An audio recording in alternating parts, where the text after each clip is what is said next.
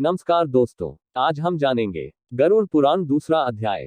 पहले अध्याय में आपने जान लिया कि आत्मा का शरीर कैसे बनता है और आत्मा किस तरह से प्राण छोड़ती है। तो आज हम इस वीडियो में जानेंगे पुत्र धर्म, मृत्यु के बाद मरणासन व्यक्ति के कल्याण के लिए किए जाने वाले कर्म। श्री कृष्ण ने गरुड़ जी से पुत्र की महिमा बताते हुए कहा था, अगर मनुष्य को मोक्ष की प्राप्ति नहीं होती है तो उसका पुत्र उसका नरक से उद्धार कर सकता है। उसके पुत्र और पौत्र को उसे कंधा देना चाहिए और उसको विधि पूर्वक अग्निदाह देना चाहिए।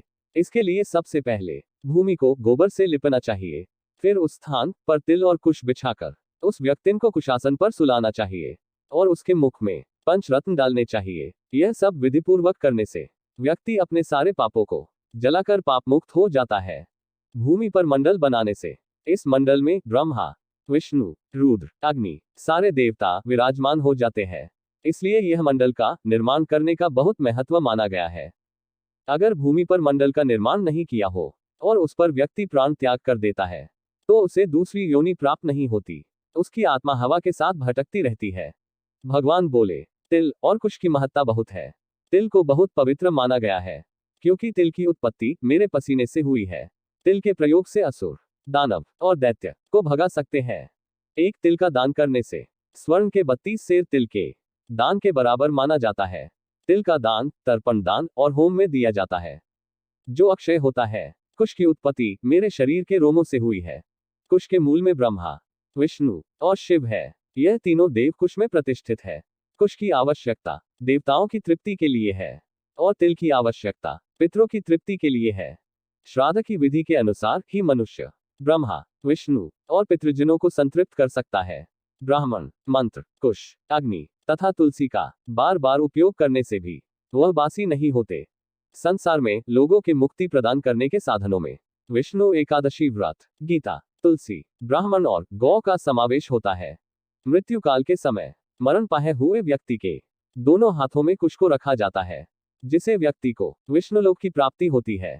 पितरी को लवण रस अति प्रिय होता है और इसे स्वर्ग की प्राप्ति होती है। इसीलिए भगवान विष्णु के शरीर से उत्पन्न हुए लवण रस का भी दान करना चाहिए।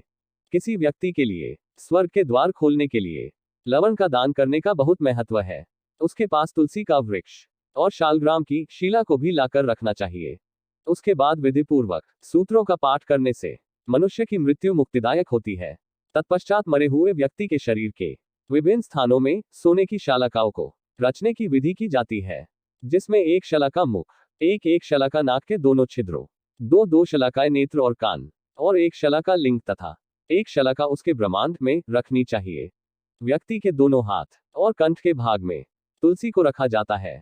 उसके बाद व्यक्ति के शव को 2 वस्त्रों से आच्छादित करके कुमकुम और अक्षत से पूजन करे। उसके बाद उस पे पुष्पों की माला चढ़ाई जाती है। त्यानंतर उसे बंधु बांधवों और पुत्र के साथ अन्य द्वार से ले जाए। पुत्र को अपने बंधुओं के साथ मिलकर मरे हुए पिता के शव को कंधे पर रख स्वयं ले जाना चाहिए।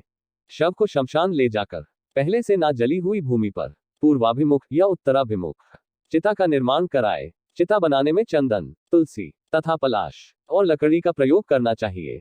प्राणों से मुक्त चेष्टाहीन शरीर को देखने से मन में घृणा उत्पन्न होती है। वह तुरंत ही अस्पृश्य तथा दुर्गंध युक्त होकर सभी प्रकार से निंदित हो जाता है। शरीर अंत में राख में परिवर्तित हो जाता है। शरीर क्षण भर में विध्वंस हो जाता है। ऐसे शरीर से उत्पन्न होने वाले चित्त का दान आदरपूर्वक वाणी, कीर्ति, धर्म, आयु और परोपकार ही सारभूत है। जब शव की इंद्रियों का समूह व्याकुल हो और शरीर उसका जड़ीभूत हो, तब शरीर से प्राण निकलकर यमराज के दूतों के साथ जाने लगते हैं। दुरात्मा प्राणी को यमदूत अपने पाशबंधों से जकड़ कर मरते हैं। सुकृति मनुष्य को स्वर्ग के मार्ग में सुख पूर्वक ले जाते हैं। पापी लोगों को यमलोक के मार्ग में दुख झेलकर जाना पड़ता है। यमदूत प्राणी को यमलोक के मार्ग में अत्यंत भय दिखाते हैं और डांट कर कहते हैं कि तुझे यमराज के घर जाना है और जल्द ही तुम नरक में पहुंचोगे। पापी उस समय ऐसी वाणी सुनते हुए और अपने बंधुओं का रुदन सुनते हुए विलाप करता हुआ यमलोक पहुंचता है।